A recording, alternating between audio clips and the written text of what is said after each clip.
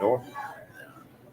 Hello and welcome to the Integrity Sports Podcast. We are powered each week by Harper's Tree and Stump Removal.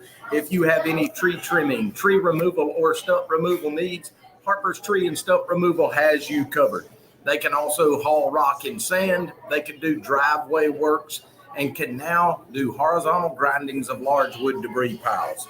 Give Keith a call at 229-314-2048 or at 229-938-2412. Harper's Tree and Stump Removal is proud to be the premier sponsor of the Integrity Sports Podcast. Welcome to the Integrity Sports Podcast, covering local sports in the Southwest Georgia area, creating content that is factual, positive, and informative, promoting efforts by athletes, coaches, and sports administrators. Now, here's your host, Tim Estes. We appreciate you joining us tonight. We are live at the Roman Oven. I'm Tim Estes, joined by our co-host, Scott Westbrook. It is also today is GSW's Day of Giving, and several of the student athletes from Georgia Southwestern are here at the Roman Oven. Come by, have supper with us, round up your ticket, and Roman Oven will donate to Georgia Southwestern State University. Scott, they're trying to get 500 donors total and one donor from all 50 states. I reached out to a buddy of mine in Colorado who actually, he didn't finish at GSW. He started at GSW, finished in Athens, and he was, we could check Colorado off the list. That's great. I figured you would tell Carson to give some, and that would get Colorado in the giving total. You must think that my teenager pays attention to anything I text. Come by and have supper with us. We got a lot of folks here. We're hoping the internet will hold out. There's a lot of folks on Wi-Fi right now, so if we have some technical difficulties throughout the broadcast, that's what it's about. Scott, a good week last week for all of our local teams. We're going to get started with the Southland Academy Raiders. The Raiders got into the win column last week. They defeated Brookwood by a score of 39-0. This week, they'll be on the road to Chula to take on Eric Soliday's Tift Area Academy Panthers.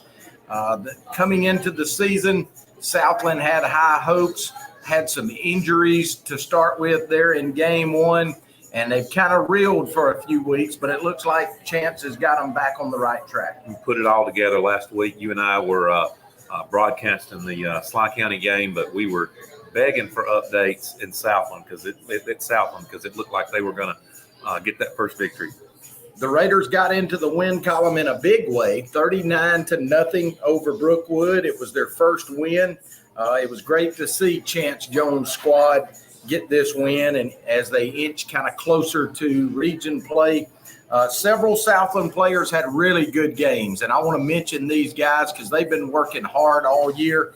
Quarterback Cooper Boren scored a couple of touchdowns, as well as Ashton Ray. Ashton's a really fast back, plays in the wing back in that wing tee of Coach Jones. He had 2 long runs for touchdowns.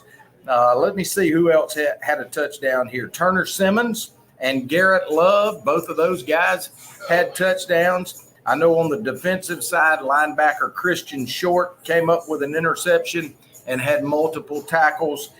Turner Simmons, not only on offense but on defense, did the job.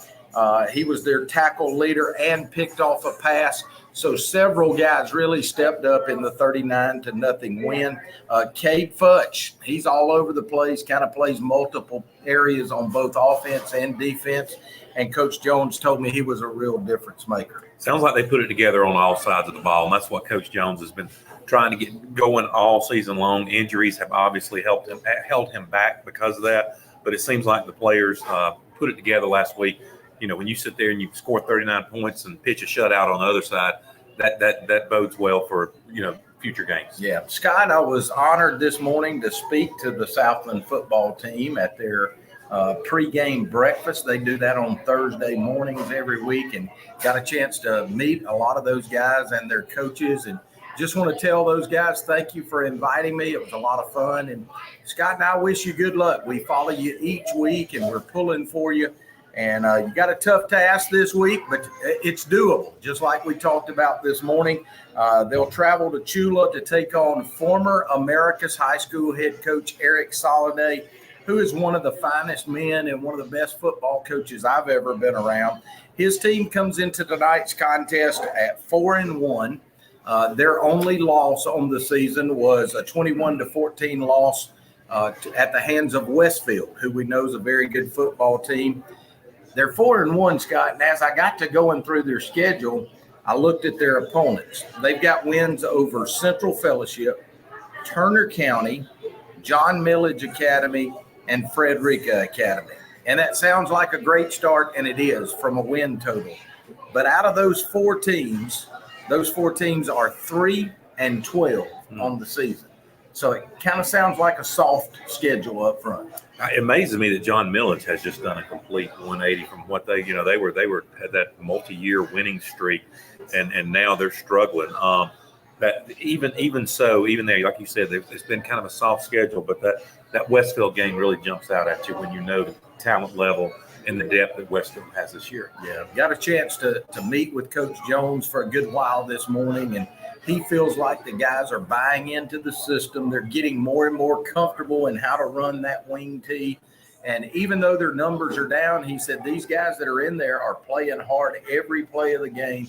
And so it's going to be tough. Tift area is going to be well coached. Here's what I would tell you that I remember about Coach Soliday. Have your safeties and your cornerbacks ready on their first offensive play of the game, because let me tell you something, Raiders, he's going to chunk it deep. That's kind of his trademark.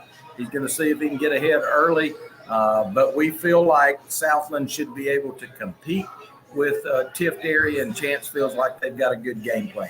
You know, a coach that normally does that, he'll also try that sometimes when there's a big turnover. Yeah. You know, he'll come in right there, and the first thing you know, he sends, all the receivers down on a fly pattern.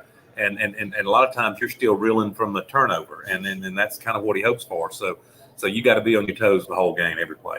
Kickoff is set for 7:30. That'll be down in Chula, right outside of Tifton, Georgia. We hope that all the Raider fans can make their way down there. If you can't, remember, it will be broadcast on the radio on 98.7 WISK.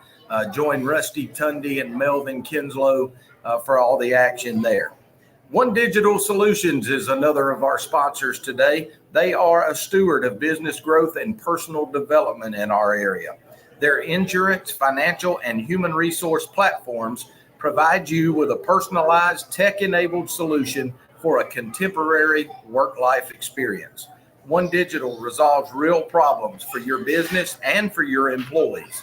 They do this by fusing together customized solutions that address things like employee benefits, financial services, and human resources. It's really everything all in one. It's One Digital. Contact our friend Will Peterson. His number is 229-347-6289. Thanks to One Digital for being a sponsor on the Integrity Sports Podcast. Scott, one thing we did not talk about, maybe we'll talk about the Maxwell rating system when we get to the end. Let's do that. Let's move on right now to Schley County. The Wildcats moved to 2-3 on the season with a win at Chattahoochee County, 42-16. This week they'll be at home and they'll face a much improved Crawford County Eagles team. But the Wildcats did get back on the winning track this past Friday in convincing fashion. We saw the return of Kendall Sims, one of Schley County's skilled players, after he was out for a week, and I think that really made a difference, Scott. You could see it kind of gave us a big spark. Oh, definitely. Kendall, he's the puzzle piece that we've been missing the week before, and once you get him in the lineup, it changes everything. It opens up your running game. It causes the defensive backs to be a little more honest than they can just sit there and play however they want to. I mean, you got to pay attention and know where Kendall is on the field 100% of the time if you're on defense. And Scott, one of the things I really liked last week was we got to see Zayden Walker on the offensive side a little bit more than we had in the previous games, especially when it came to the 2-point conversion tries. And when we're close on the goal line, I mean, and I made the comment during the game, it was pretty obvious that Chatco did not want to tackle him. Right. They gave him a wide berth, and they didn't want to. Now I think they got their ears pinned back a little bit during halftime, because when they came out at halftime, they stepped up and tried to hit him. I think their coaches saw the same thing we did in the press booth.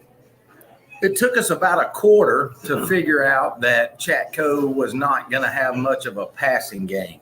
And what Scott and I were told when we got to the stadium and got in the press box was they had several players that weren't going to be playing that night. They'd gotten in some kind of trouble and had some discipline. So they did not throw the ball like they have been throwing the ball. And that made a difference, Scott, because I think once we figured that out, we kind of pinned our ears back and came after them. We did what we wanted to on defense. I mean, they were in rough shape and on offense, and their personnel, just like we talked the week before when we were missing Kendall, the personnel they were missing made it obvious that their offense was just sputtering like an old John Deere bee. It just never really started flowing smooth. And Scott, I would definitely want to mention a guy we haven't talked about a lot for Schley County that I thought has stepped up, not just last week, but in the last few games, and that's Jonathan Leggett. On the defensive side of the ball. He's had several big tackles, and he's kind of become that guy on special teams, on kickoffs and punts, that is the headhunter. Jonathan loves to hit people. I mean, you can just watch it. You can tell him. You can tell by his attitude on the field. You can tell by the tenacity that he shows on, in between the whistles. And he's going to be a big ball player. He's going to be a special player. He's really stepping up and showing us, what he can do and what he's been wanting to do all season. And then in the middle, linebacker spots, and Scott, they're good. I thought they play well together. They feed on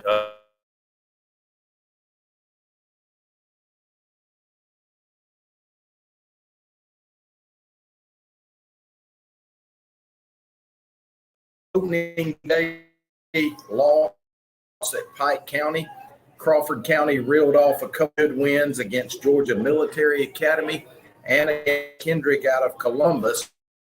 Last week, the Eagles kind of got gut punched, Scott, and I picked Crawford County to win over Macon County, but Macon County put it on them, kind of curb stomped them, 33-7. So, Scott, much like Southland's opponent in Tift area, I feel like Crawford County may not be as strong on the field as they look on paper. They're improved, but they're still not what we would call a contender. Yeah. They're improved. The coaching staff, the athletic director. We've talked before that Crawford County suffers from the Macon private schools poaching a lot of their talent. That's no secret. I'm not pointing any fingers that where people are speculating or just rumors or whatever. I mean, I can actually name people that have gone over there and they've lost talent because of that. The new athletic director, Craig Puckett, has instilled some pride in Crawford County. He's retaining a lot of the athletes that they've had for so long and athletes that they have lost in previous years. So I think you'll see Crawford County steadily improve, just like we saw Sumter County with last year. It's going to take a while to get the train out of the station, but once it gets there, I think you're going to see some strong Crawford County sports teams. So for the Wildcat fans, kickoff is at 7:30. It will be at Wildcat Stadium. Get there early. It's homecoming week at Schley County this week, so we hope to have a lot of alumni there as well. Today's show is also brought to you by Marty McDonald State Farm Insurance. They're located at 925 Martin Luther King Jr. Boulevard in Americus. You can reach them at 928-3686 or check them out on Facebook. Drop by and see Marty, Mary Lynn, or any of their fine staff and let them discuss your insurance needs. They can even do the famous discount double check. That helps you to ensure you're receiving all of the savings that are available to you. Thanks again to Marty McDonald State Farm Insurance for sponsoring this segment of the Integrity Sports Podcast. And like a good neighbor, State Farm is there. We've made it through Southland Academy and Schley County, and that gets us to the Sumter County High School Panthers, and they are on a roll. The Panthers are 4-0. They are currently ranked number 5 in the AA GHSA polls. They won 36-0 over Kendrick of Columbus last week. This week, they'll take on another one of those Columbus schools. That'll be Shaw. The Raiders come into this game with a record of 2-2. And, it feels good to talk good about Coach Will Rogers and the Panthers. We know the work that he's put in there, that those kids have put in there, and it's a lot of fun to see them have some success. And I reiterate this every week. Let's just go ahead and remind everybody, we were on his bandwagon at the beginning. We saw him practice the kids in the summer when and it looked like the kids were buying into to what he was teaching them to do. He was instilling some hard, tough love discipline on a lot of them. And now they're reaping the benefits. And, Scott, you and I in the press box last week, we were keeping up with all the area scores as we were on the radio. And we noticed it was only 8-0 Sumter County at halftime. And we were kind of wondering, man, what's going on? I don't know what Coach Rogers and his staff did at halftime, but those guys came out in the third quarter on fire. And at the end of the third quarter, I think it was 36-0 by that point. I think the slow start, I probably would trace that back or blame that on Doug and Donnie. Probably they didn't bring their A game, and it transcended down to the field. So I just that's who I'm blaming the slow start on. Once again, that stingy Panther defense didn't allow a point. They pitched another shutout, and Scott, that's been kind of the strong point, I guess, of the Panther team this year has been their defense. Since that opening day win, 20-19, I think was the final score in opening day against Crisp County.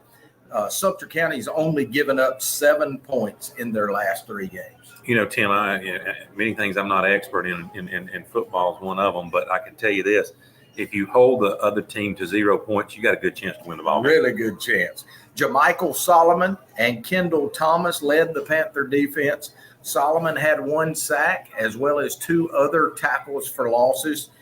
Kendall Thomas, he had 7 total tackles on the night, and 3 of those were tackles for loss. This week's opponent, the Shaw Raiders, come in at 2-2. This game will be played over at Connett Stadium, which, if I'm correct, you know Columbus better than I do, but I think that stadium's right there at Shaw High School. It is. For the longest time, I thought that was their high school stadium until I realized, no, a lot of other teams play there too. Yeah.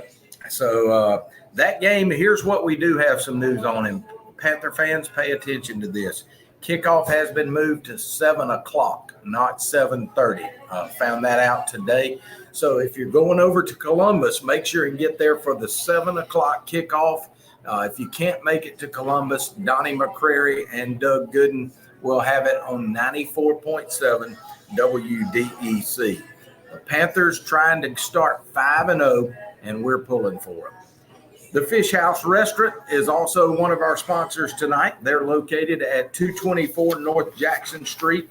They offer some of the freshest seafood in all of Southwest Georgia.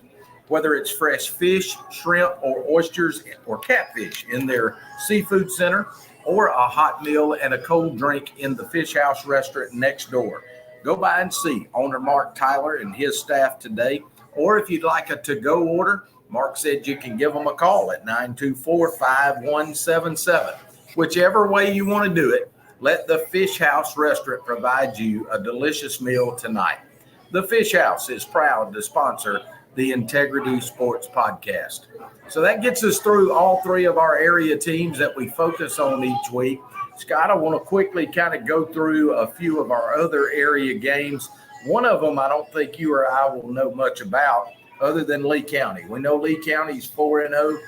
They're going to play Waukeeva, which is out of Apopka, Florida. They come in at 2-2. I have no idea how good, how bad Waukeeva is, but I do know how good Lee County is. I'm going to go with Lee County because several reasons, but one, they got the team from Florida's got to make the drive up here. 2, the team from Florida is 2-2, even though we don't know anything about them. We know they've lost 2 games. Yeah. And so Lee County, they're tough to beat at home. So there's your trifecta of why I chose Lee County. Yeah. In Class A Division II, Marion County, they come in at 1-3.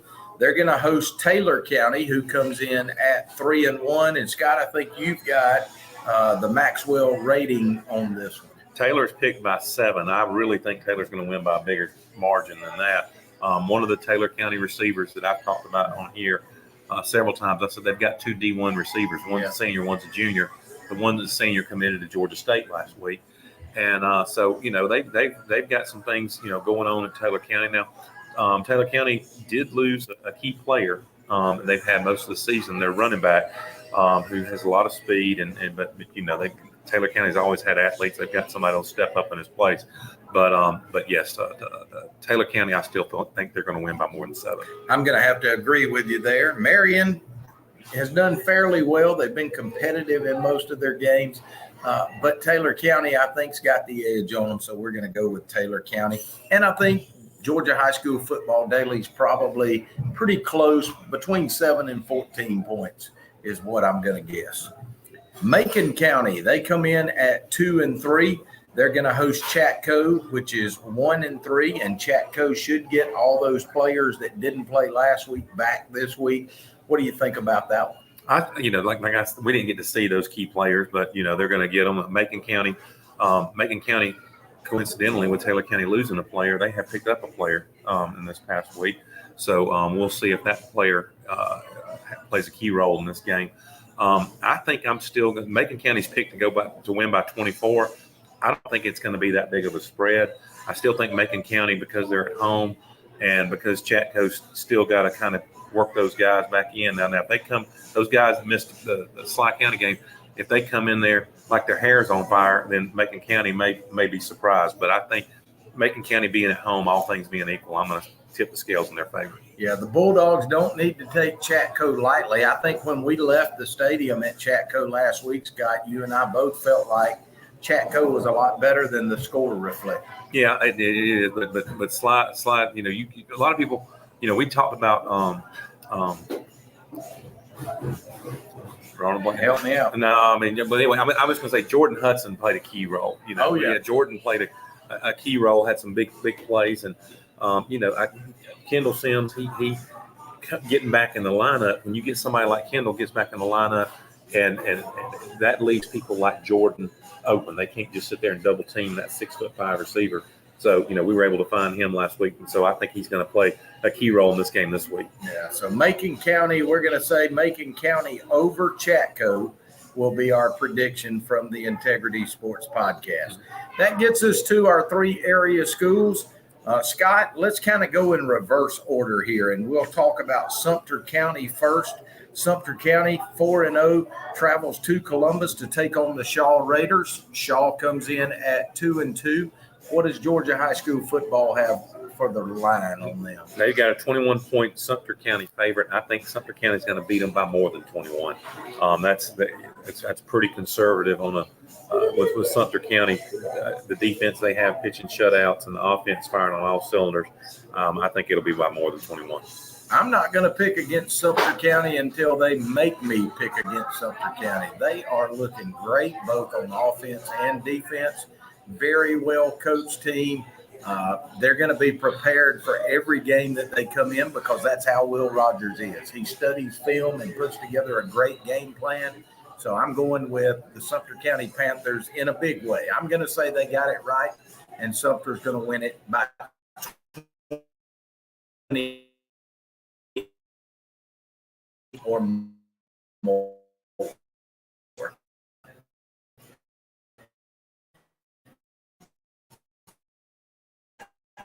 The next one is Schley County at 2-3. I will say this, with a 28-point spread with Schley County being favored, I will say that can happen, but if Schley County players come in with a lot of apathy, lackadaisical, sits there and think, hey, we're playing Crawford County, let's take this, easy because, Crawford County historically has not had a good football team. And hang around close till halftime, they start believing they can beat you, and that you've created a mountain you got to climb then. I agree. I'd like to see Schley County establish some running game this week.